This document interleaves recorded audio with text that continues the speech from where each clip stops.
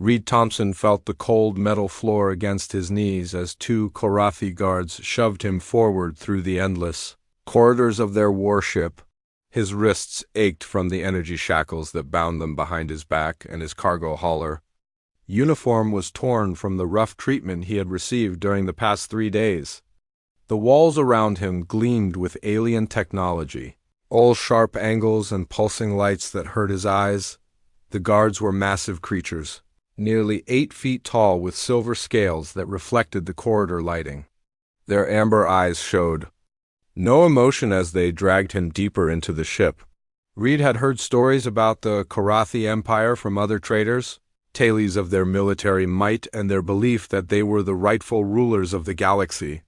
Now he was getting a first-hand look at their hospitality. His small transport ship had been carrying medical supplies to the outer colonies when the Korathi intercepted him. The medicines were desperately needed by families fleeing the war zones, but the Korathi had classified his cargo as potential military aid. Reed knew better than to argue with beings who could crush his skull with their bare hands, so he had surrendered without a fight. The guards stopped at a heavy door marked with alien symbols. One of them placed his scaled hand on a scanner, and the door slid open with a soft hiss. They pushed Reed into a stark white room with a single chair in the center and bright lights that made everything look harsh and cold. The chair was clearly designed for someone much larger than a human, forcing Reed to sit uncomfortably on its edge. Commander Thane entered the room a few minutes later, his presence filling the space with quiet authority. He was different from the guards, with darker scales and intelligent eyes that studied Reed like a scientist examining a specimen. Gold markings on his uniform showed his high rank, and the way he moved suggested years of military training. "Human," Thane said, his voice carrying the weight of command. "You are Captain Reed Thompson of the merchant vessel Dawn Runner. You were transporting illegal supplies to enemy territories." Reed looked up at the towering alien and managed a tired smile. "Medical supplies aren't illegal anywhere I come from. People need medicine regardless of which side of your war they're on." Thane circled the chair slowly, his footsteps echoing in the empty room. "Your species fascinates me, human. You stumbled into space travel barely 2 centuries ago, yet you act as if you understand the complexities of galactic politics. Tell me, what makes you think you have the right to interfere in matters beyond your comprehension?" "I don't interfere," Reed replied calmly. "I just carry things from one place to another." "If that's interfering, then I guess breathing is probably illegal too." The Korathi commander stopped in front of Reed, studying his face. "You make jokes while facing interrogation. This is typical human behavior, I am told. You refuse to take serious situations seriously." Reed shifted in the oversized chair, trying to find a more comfortable position. "I take plenty of things seriously. I take keeping my word seriously. I take helping people seriously. I take not letting bullies push me around seriously. But getting worked up over every little thing? That's just a waste of energy." Thane's eyes narrowed. "You consider the Korathi Empire to be bullies?" "I consider anyone who stops medical supplies from reaching sick people to be bullies," Reed said without hesitation. "But I'm sure you have your reasons. Everyone always has their reasons." The commander moved to a control panel on the wall and activated a holographic display. Images of human ships and colonies appeared in the air between them. "Your species has expanded too quickly across the galaxy. You establish colonies without permission, trade with enemies of established governments, and spread your chaotic influence wherever you go. The Korathi Empire maintains order. Humans bring chaos." Reed watched the images rotate slowly in the air. "Chaos, huh? Is that what you call it when people make their own choices instead of following orders?" "Choice without structure leads to destruction," Thane replied. "The Korathi way has brought stability to hundreds of worlds. Our citizens know their place and fulfill their duties. Human colonies are filled with crime, rebellion, and disorder. They're also filled with art, music, laughter, and people who help each other without being ordered to," Reed said. "But I suppose that looks like chaos to someone who's never experienced freedom." Thane's scaled hand clenched into a fist. "Freedom is an illusion, human. True strength comes from discipline and hierarchy. The weak follow the strong and order is maintained. Your species refuses to accept this basic truth. Reed leaned back in the chair as much as the shackles would allow. You know what's funny? You're talking about strength, but you needed a whole warship to capture one guy in a cargo hauler. If your way is so much better, why are you worried about a few humans spreading chaos? The question hung in the air between them. Thane's expression remained unchanged, but Reed caught a flicker of something in his amber eyes. Doubt, perhaps, or just annoyance at his prisoner's attitude. The interrogation will continue tomorrow, Thane said finally. You will tell me about human military capabilities, colony locations, and trade routes. Cooperation will make this process easier for both of us. I haul cargo, Reed replied.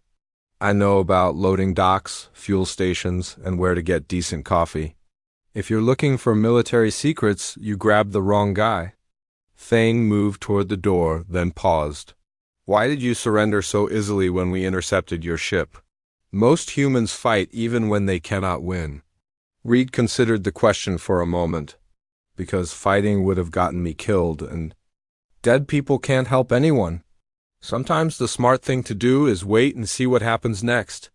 And what do you think will happen next?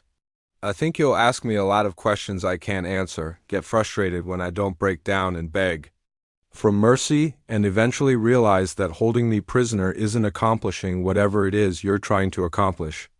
Thane's expression was unreadable. You seem very confident for someone in your position. I'm not confident about much, Reed admitted. But I'm pretty sure that treating people like human beings works better than treating them like problems. To be solved, even if those people happen to be human beings? The commander left without another word, and the guards returned to escort Reed to a holding cell. As they walked through the corridors, Reed noticed other crew members watching him with curiosity. He nodded politely to each one, as if he were a guest rather than a prisoner. His cell was small but clean, with a narrow bunk and basic facilities. As the door sealed behind him, Reed sat on the bunk and allowed himself a moment of uncertainty. He was alone on an alien warship, surrounded by beings who saw his entire species as a threat to their ordered existence. The rational response would be fear. Instead, Reed found himself thinking about the medical supplies in his cargo hold and the families who needed them. He thought about Commander Thane's questions and the way the Korathi crew had looked at him. Most of all, he thought about tomorrow's interrogation and what he might say to these aliens who had never learned that true strength came from choosing to help others rather than being forced to obey orders. Commander Thane expected the human to be broken by the second day. Instead, Reed Thompson sat in the interrogation chair with the same calm expression he had worn the day before. His human features showed no signs of fear or desperation, which frustrated the Korathi commander more than he cared to admit. You slept well, I trust, Thane said as he entered the room. Reed shrugged. The bed's a little hard, but I've slept in worse places. There was this space station near the rim where they rented bunks by the hour. The mattresses were so thin you could feel the metal underneath, and the guy in the next bunk snored like a broken engine. Thane paused at the unexpected response. You wish to discuss sleeping arrangements? Just making conversation, Reed replied. You seem like the kind of person who appreciates small talk. The commander activated his holographic display again, showing images of human military vessels. These are warships from your colonial defense force. Tell me about their weapon systems and defensive capabilities. Reed studied the images with genuine interest. That's a nice-looking ship. I've never seen one up close, but I heard they're built tough. The crews that fly them are volunteers, you know. Nobody forces them to serve. Volunteers, Thane repeated. Explain this concept. They choose to join. They want to protect their families and communities, so they sign up and learn how to fight. No conscription, no forced service. They serve because they believe in something. Thane's scaled brow furrowed. How can an army function without discipline and hierarchy? Oh, they have discipline and hierarchy, Reed said. But it's based on respect and competence, not fear. A human soldier follows orders because they trust their commander to make good decisions, not because they're afraid of punishment. Lieutenant Cora entered the room carrying a datapad. She was smaller than Thane, with lighter scales and intelligent green eyes.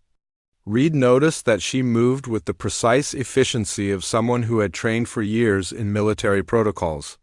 "Commander," she said, offering the pad. "The prisoner's cargo manifest and ship records." Thane took the pad and scrolled through. The information. Medical supplies, food packages, educational materials. You claim to be a simple merchant, yet you carry goods that could support enemy operations. "I carry goods that help people," Reed corrected. "Medicine heals the sick, food feeds the hungry, books teach children to read. If helping people makes me your enemy, then I guess that tells us something about your definition of enemy." Cora remained standing near the door, but Reed noticed her listening intently to the conversation. Her expression showed the same curiosity he had seen in other crew members. "Tell me about human military strategy," Thane commanded. "How do your forces coordinate attacks?" Reed leaned forward slightly. "I don't know anything about military strategy, but I can tell you about a guy named Tom who used to work maintenance on shipping docks. One day, pirates attacked the station where he worked. The security force was outnumbered and outgunned, but Tom knew every corridor and maintenance shaft in the place." Thane's eyes narrowed. "This is not military intelligence." "Tom organized the civilian workers," Reed continued. "They used their knowledge of the station to outmaneuver the pirates. A cook, 2 janitors, and a grandmother who ran the gift shop ended up capturing half the raiding party. They weren't trained soldiers, but they knew their home and they wanted to protect it." "Civilians cannot defeat trained warriors," Thane stated. "These civilians did. Want to know how?" Reed asked. "The cook threw boiling water on the pirates in the cafeteria. The janitors used their cleaning equipment to make the floors slippery and the corridors dark. The grandmother hit the leader with her cash register." Cora made a sound that might have been suppressed laughter. Thane shot her a sharp look, and she straightened to attention. "You find this amusing, Lieutenant?" "No, Commander. I was simply surprised by the unconventional tactics," Reed smiled at her. "Unconventional, maybe, but effective. The pirates expected resistance from security forces, not from people who were supposed to be helpless civilians. Sometimes the best strategy is doing what nobody expects." Thane returned to his questioning. "Human colonies rebel against legitimate authority. How do they organize these rebellions?" "Most of the time they don't rebel," Reed said. "They just ignore orders they think are stupid. If someone tells them to do something that makes sense, they'll do it. If someone tells them to do something that hurts people or wastes resources, they'll find another way." "This is chaos," Thane declared. "Without absolute authority, society collapses." Reed shook his head. "I've been to a lot of human colonies. Some are run by elected councils, some by appointed governors, some by whoever people trust to make good decisions. I've never seen one collapse because people had too much freedom." "You have seen colonies destroyed by war," Thane pointed out.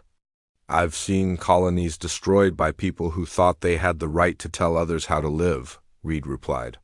"Usually the same people who call freedom chaos and order slavery." The interrogation continued for hours, but Reed never provided the military information Thane wanted.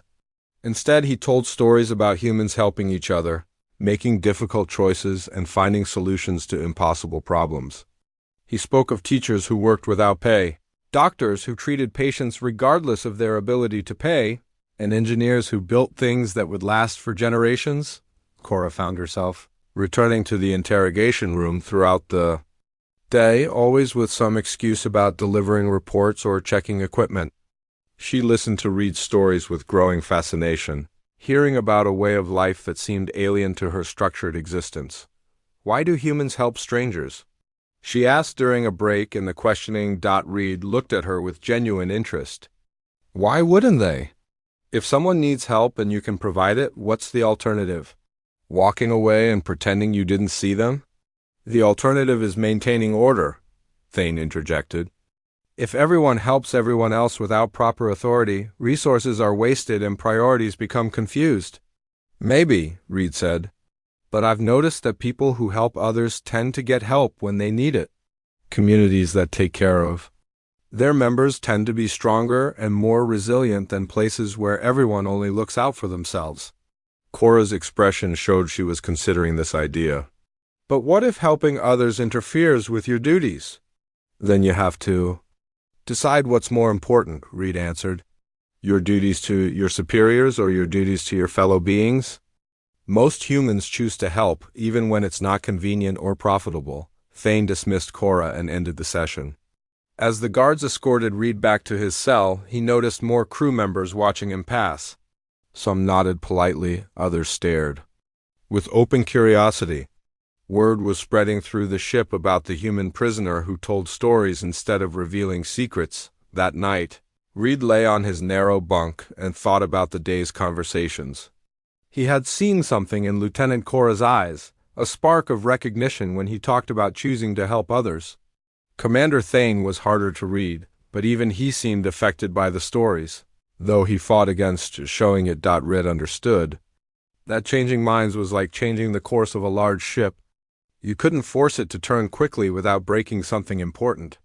But with patience and steady pressure, even the most massive vessel could be guided in a new direction. He closed his eyes and prepared for another day of questions and stories, knowing that each conversation was a small step toward something that might eventually become understanding. By the 5th day, Reed had learned more about the Korathi than they had learned about him. Commander Thane's questions revealed a species locked in a generations-long war with the Zilani Collective, fighting over territory and resources across dozens of star systems. The conflict had become a way of life for both sides, with each generation raised to continue the battles their parents had started. The Zilani are inferior beings, Thane explained during that morning's session. They lack the discipline and organization necessary for proper civilization. They spread across worlds like parasites, consuming resources without contributing to galactic order. Reed listened thoughtfully. How long have you been fighting them? 47 years of active conflict, Thane replied, though tensions have existed for over a century. That's a long time to be at war, Reed observed. What started it? Thane's expression hardened. The Zilani refused to accept Korathi authority over disputed border worlds. They chose chaos over order, rebellion over proper governance. And what do you personally get out of this war? Reed asked. The question seemed to catch Thane off guard. What do you mean? I mean you specifically. Commander Thane, not the Korathi. Empire, not your military doctrine, not your species' destiny. What do you personally gain from fighting the Zilani? Thane stared at Reed for a long moment. I serve the Empire. I follow orders, I maintain order in the galaxy. But what do you want? Reed pressed. When you're alone in your quarters and nobody else is around, what do you hope to achieve? The commander turned away from Reed and walked to the far wall. Individual desires are secondary to the greater good, are they? Or is that just what you've been told? Lieutenant Cora entered the room carrying another datapad, but she paused when she sensed the tension in the air. Thane took the pad without looking at her, his attention still focused on Reed's question.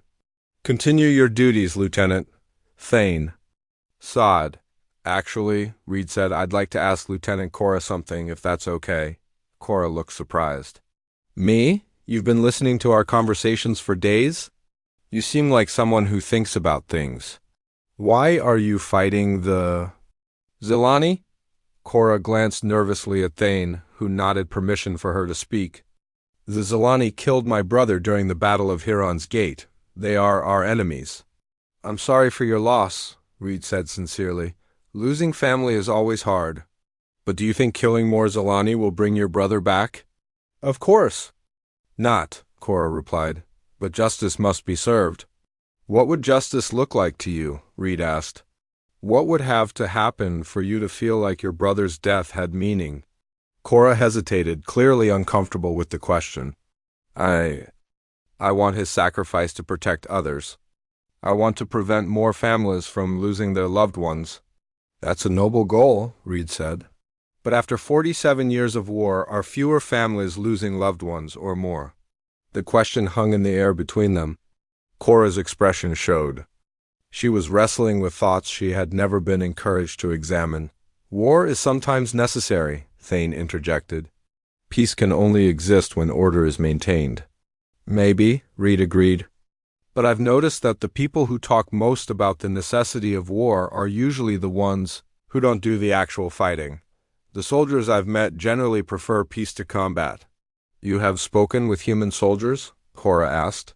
Some. They're not much different from anyone else.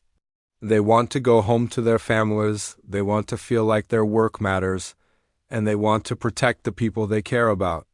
Most of them would rather be building things than destroying them. Thane activated his holographic display, showing images of battle damage on Korathi worlds.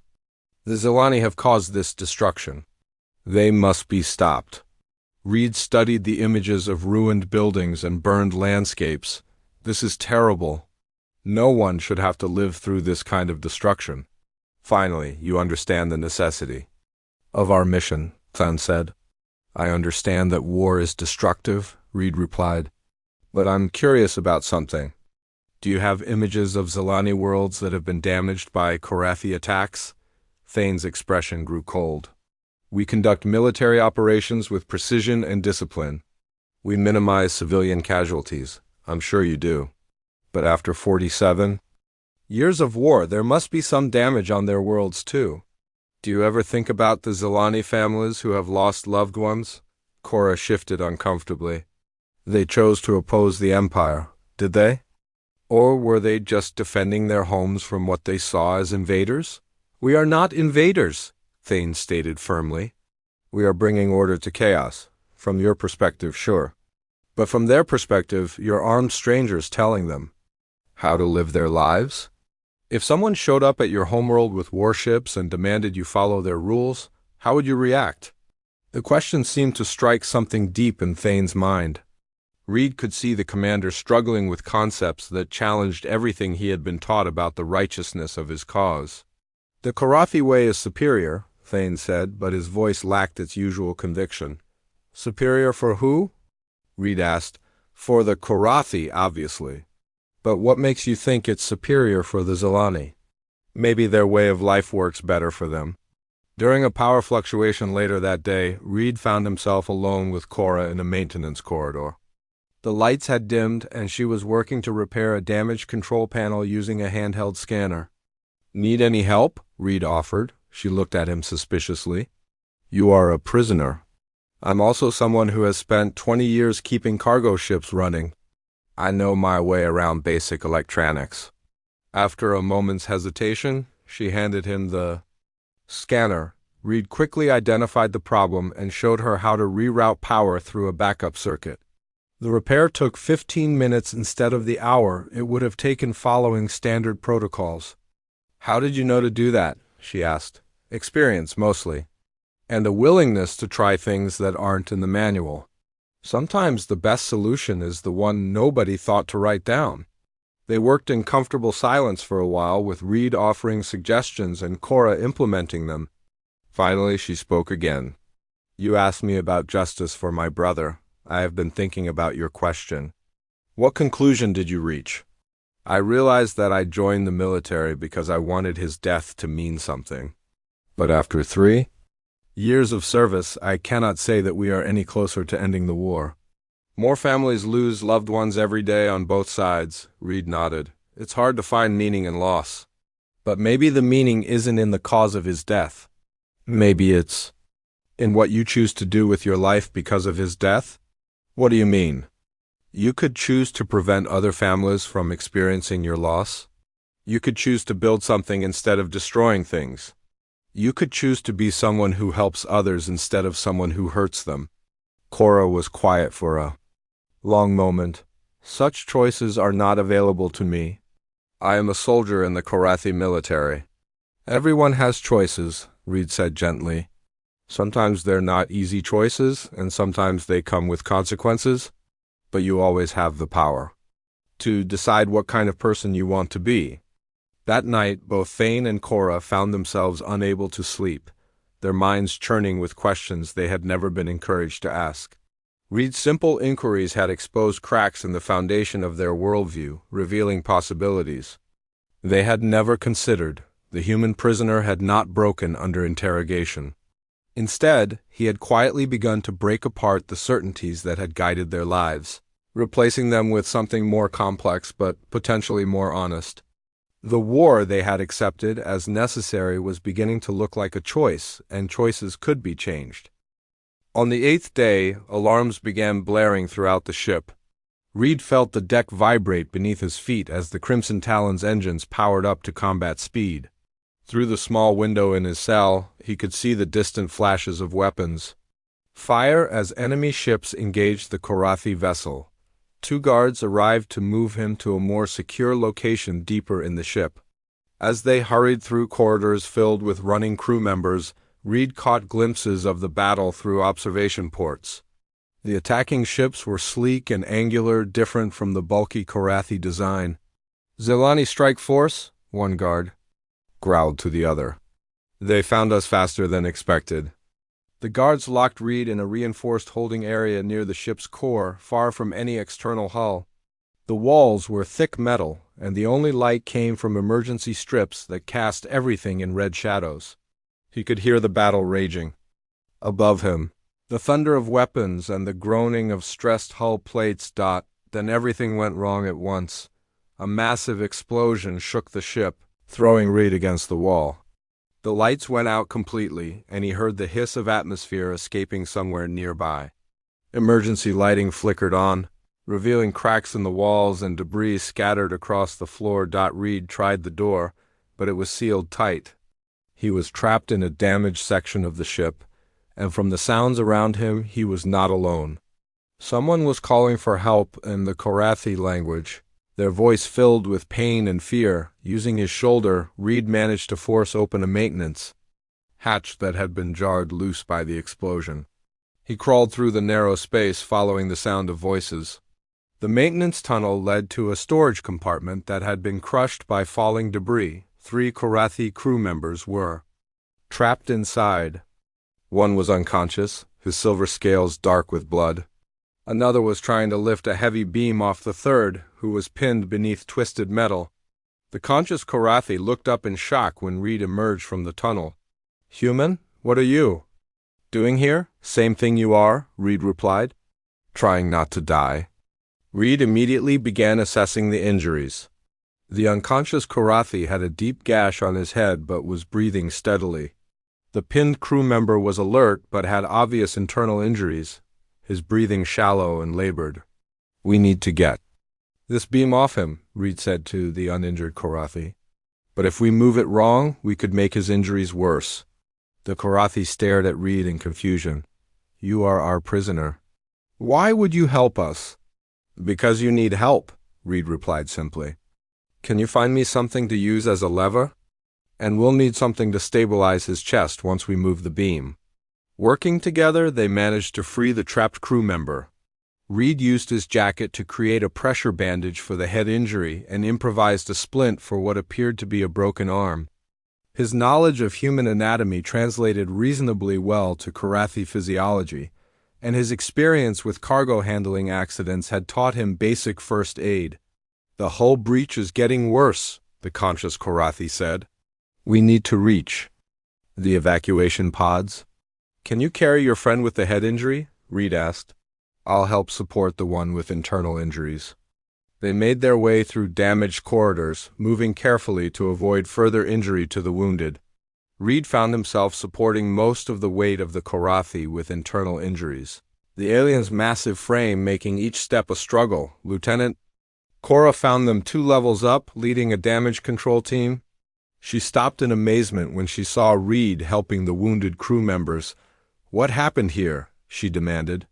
"Hull breach trapped them in storage compartment 7, Reed explained. "They need medical attention, especially this one. He's got internal bleeding." Cora called for medics while studying Reed's face. "You were secured in the detention area. How did you get out?" "Maintenance hatch got jarred loose by the explosion. I heard them calling for help, And you decided to help them? They were hurt. What else was I supposed to do?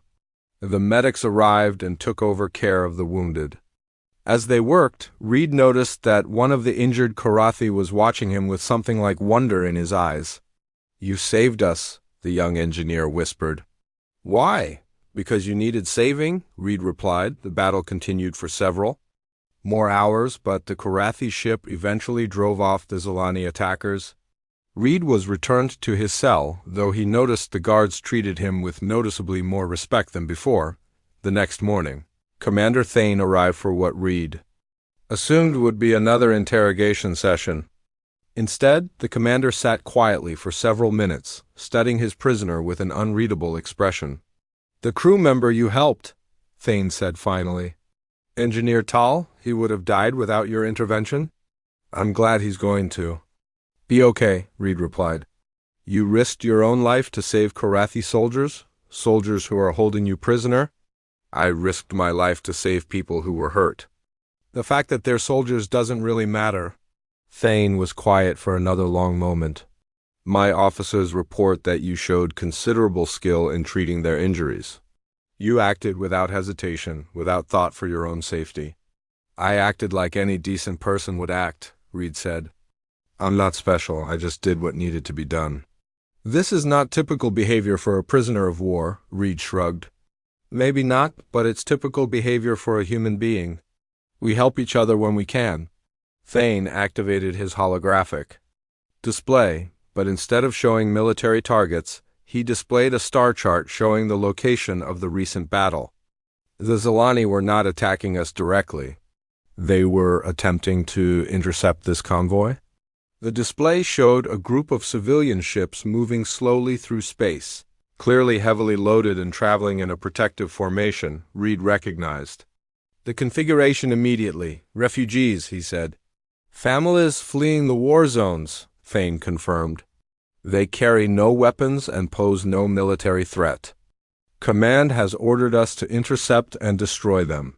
Reed felt a chill run down his spine. "Destroy them? They're civilians. They are potential enemy assets. Their destruction will prevent them from supporting Zilani military operations." "Those are families with children," Reed said quietly. "People who are trying to escape the war, not fight it." "Orders are orders," Thane replied, but his voice lacked conviction. "Are they? Or are orders just suggestions that people choose to follow?" Thane's expression grew troubled. "You do not understand military necessity." "I understand that there's a difference between military necessity and murder," Reed said. "Those refugees didn't choose to be born on the wrong side of your war. They're just trying to survive. If we disobey orders, we face court-martial and execution. And if you follow orders, you face something worse. You face having to live with the knowledge that you killed innocent people because someone told you to." Thane stared at the holographic display, the images of refugee ships seeming to weigh heavily on his mind. "What would you do in my position?" "I remember that following orders doesn't make something right. I'd remember that the people in those ships are probably a lot like the people on this ship. They want to live, they want to protect their families, and they want to find someplace safe." "The chain of command exists for a reason," Thane said, but his voice was uncertain. "So does conscience," Reed replied. "And sometimes conscience has to outrank orders." That afternoon, Reed could hear heated discussions in the corridors outside. His cell, voices were raised in argument, and he caught fragments of conversation about duty, honor, and the morality of targeting civilians. The crew of the Crimson Talon was facing a choice that would define not just their mission, but their character. As evening approached, Reed realized that his words had planted seeds of doubt throughout the ship. The crew members who had witnessed his actions during the battle, who had heard his stories and questions over the past week, were beginning to question orders they had never challenged before. The refugee convoy was still hours away, but Reed knew that the real battle was not happening in space. It was happening in the minds and hearts of the Karathi crew, as they struggled to decide whether duty to their superiors was more important than duty to their conscience. Commander Thane stood on the bridge of the Crimson Talon, staring at the tactical display that showed the refugee convoy moving slowly through space. The ships were old and overloaded, filled with families who had abandoned their homes to escape. The endless war. His orders were clear: intercept and destroy all vessels to prevent them from providing aid to enemy forces. Behind him, his bridge crew worked with quiet efficiency, but Thane could sense the tension in the air. Word had spread throughout the ship about the human prisoner who had risked his life to save Korathi crew members. The same human who had spent a week asking uncomfortable questions about duty, honor, and the difference between following orders and doing what was right. "Commander," Lieutenant Cora approached with a communication pad. "We will be in weapons range in 30 minutes. Thane took the pad but did not look at it. "Prepare the weapon systems for target acquisition." "Sir," Cora hesitated. "The convoy is broadcasting civilian identification codes. They have children aboard." "I am aware of the convoy's composition, Lieutenant." "Sir, permission to speak freely?" Thane looked at her, seeing uncertainty in her green eyes. "Granted. These people are refugees fleeing the war zones. They pose no military threat to the Empire. Is there no way to simply disable their engines and detain them instead of destroying them?" "Our orders are explicit," Thane replied. "The convoy is to be destroyed to prevent potential aid to enemy forces." "But sir, if we destroy them, how are we different from the Zilani forces that killed my brother?" The question hit Thane like a physical blow. He had trained Cora personally, watched her develop from a raw recruit into a competent officer. Now, she was questioning the very foundation of everything they had been taught. "We follow orders, Lieutenant. That is what separates us from chaos." "Is it?" Cora asked. "Or is following our conscience what separates us from becoming monsters?" Before Thane could respond, Engineer Tal entered the bridge. The young Korathi still bore bandages from his injuries, but he moved with determination. "Commander, I request permission to address the crew." "This is highly irregular, Engineer." "So is a human prisoner saving my life," Tal replied. "Sir, that human could have remained safely in his cell during the battle. Instead, he risked his own life to help wounded crew members. He treated my injuries with skill and compassion, asking nothing in return." Thane studied the young engineer's face. "What is your point?" "My point is that he showed me what honor really looks like. Not blind obedience to orders, but the courage to do what is right even when it is difficult." More crew members had gathered on the bridge, listening to the conversation. Thane realized that his ship was on the verge of something unprecedented. In Korathi military history, a crisis of conscience that could shatter the chain of command. "Return to your stations," he ordered. "Prepare to engage the convoy." But instead of dispersing, the crew members looked at each other with growing resolve. Finally, Chief Gunner Mock stepped forward. "Commander, I refuse to fire on civilian targets." "As do I," added Navigator Jian. "And I," said Engineer Tal. One by one. The bridge crew declared their refusal to participate in the destruction of the refugee convoy. Thane watched in amazement as his disciplined, obedient crew transformed into individuals making moral choices. "This is mutiny," he said quietly. "No, sir," Cora replied. "This is Korathi honor. True honor means protecting the innocent, not destroying them because we are ordered to do so." Thane looked around the bridge at faces he had known for years. These were not rebels or troublemakers. They were good soldiers who had served with distinction. But the human prisoner had shown them something they had never seen before: the courage to question orders that violated their deepest values. "The High Command will view this as treason," Thane warned. "We will all face execution." "Then we will face it together," Tal said. "But we will face it knowing that we chose conscience over convenience." Thane walked to the observation window and looked out at the stars. In the distance, he could see the running lights of the refugee convoy, tiny specks of light carrying thousands of innocent lives. Reed Thompson had asked him what he personally wanted to achieve, and for the first time in his adult life, Thane had an answer. He wanted to be worthy of the respect his crew was showing him. He wanted to be the kind of leader who inspired loyalty, through honor rather than fear. He wanted to look at himself in the mirror and see someone who protected the innocent instead of destroying them. "Communications," he said finally. "Open a channel to the refugee convoy." The communications officer looked surprised but complied. "Channel open, sir." "Refugee convoy, this is Commander Thane of the Korathi vessel Crimson Talon. We are here to provide escort protection for your journey to safe harbor." The bridge crew exchanged glances of relief and pride. They had chosen to follow their conscience instead of their orders, and their commander had chosen to lead them in that decision. "Sir," Cora said, "Command will demand an explanation for our actions." "Then we will tell them the truth," Thane replied. "We will tell them that we encountered a human who showed us what honor really means. We will tell them that we chose to protect the innocent instead of destroying them." "And if they order us to return for court-martial?" Thane considered this for a moment. "Then we will have another choice to make. But we will make it as free beings, not as blindly obedient soldiers." Later that day, Thane visited Reed in his cell. The human prisoner sat on his narrow bunk, reading a book on a small electronic device. "I suppose you know what happened on the bridge today," Thane said. Reed looked up with a slight smile.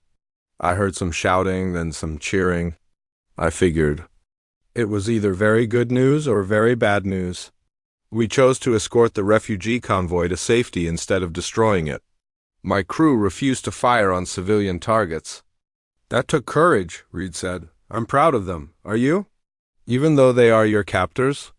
"They stopped being my captors the moment they chose to protect innocent people instead of following orders to kill them." Thane unlocked Reed's cell door and stepped aside. "You are free to go. We will provide you with a shuttle to return to human space." Reed stood and extended his hand. "Thank you, Commander.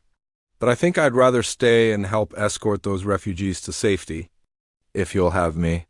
Thane looked at the offered hand, then grasped it firmly. "We would be honored to have your assistance." As they walked through the corridors of the Crimson Talon, Reed noticed that the crew members they passed nodded respectfully to both of them. The rigid hierarchy of the ship had not disappeared, but it had been transformed into something based on mutual respect rather than fear. "I have a question for you," Thane said as they reached the bridge. "How did you know that your words would change us?" "I didn't," Reed replied. "I just knew that most intelligent beings want to do the right thing when they understand what the right thing is. You and your crew are good people who were trapped in a bad situation. All you needed was permission to trust your own judgment. And what happens now?" Reed looked out at the stars, where the refugee convoy was forming up under the protection of the Korathi warship. "Now you get to find out what kind of leaders you really are. You get to build something better than what you inherited. The war will continue," Thane said. "There will be consequences for our actions." "There are always consequences for doing the right thing," Reed agreed. "But there are also consequences for doing the wrong thing. The difference is that you can live with the consequences of following your conscience." The Crimson Talon and its crew had made their choice. They had chosen to protect the innocent, to question unjust orders, and to follow their conscience even when it meant facing uncertain consequences. They had learned that true strength came not from blind obedience, but from the courage to stand up for what was right. And in making that choice, they had proven that Red Thompson was correct about one thing. When given the opportunity, most beings would choose to help rather than hurt, to protect rather than destroy, to build rather than tear down. The galaxy was a dangerous place, filled with conflict and uncertainty. But it was also filled with beings capable of growth, change, and moral courage. Sometimes all they needed was a simple reminder that they had the power to choose what kind of people they wanted to be. As the combined fleet set course for safe harbor, Reed realized that his cargo of medical supplies would finally reach people who needed them. But more importantly, he had delivered something even more valuable, the knowledge that everyone, regardless of species or circumstance, had the power to choose compassion over cruelty. The war between the Korathi and the Zilani would continue, but it would be fought by different people than the ones who had started it. People who understood that honor came from protecting the innocent, Not from following orders without question. And perhaps, in time, those people would find a way to end the war altogether